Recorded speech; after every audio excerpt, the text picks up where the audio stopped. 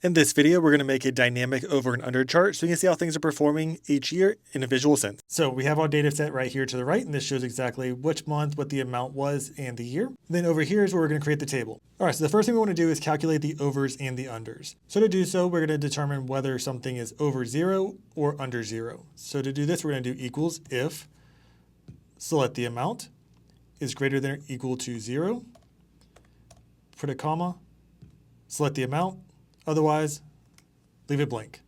And we'll do this for all of them. Now for under, we're going to put equals if the amount is less than 0, select the amount, otherwise leave it blank. So anything that's over should not have any under, and anything that's under should not have any over.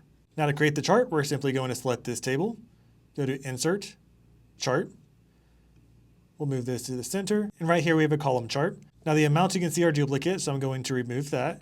And now we have all the different options. So over here on Customize, for Series, for over, I'm going to put a fill color as green. Under, I'm going to put a fill color as a light red.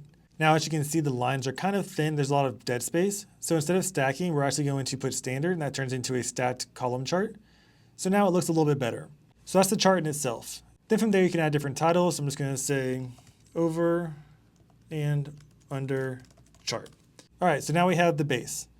Now to make things dynamic, I'm going to go ahead and put Insert, Drop Down. We're going to do a drop down from a range. We'll select all the different options that we have and press OK. So now we have an option for 2023, 2024, and 2025 without all the duplicates. Now instead of having the month and the amount, I'm going to simply put equals, filter. I'm going to filter all of column M and all of column N, where L is equal to A1.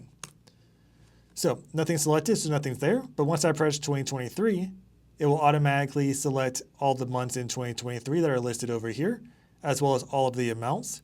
And this chart will update automatically. I can select 2024, and it will go down to the 2024 range and the 2024 values. Select those, and the chart will update automatically. And it will do the same with 2025. So that's how to create an over and under chart and make it dynamic to help you be able to filter easily based off of performance, different things like that.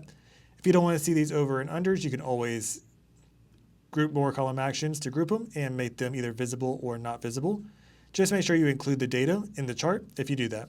I hope you liked this video. Don't forget to subscribe. And as always, let me know if you have any questions and like and comment for more.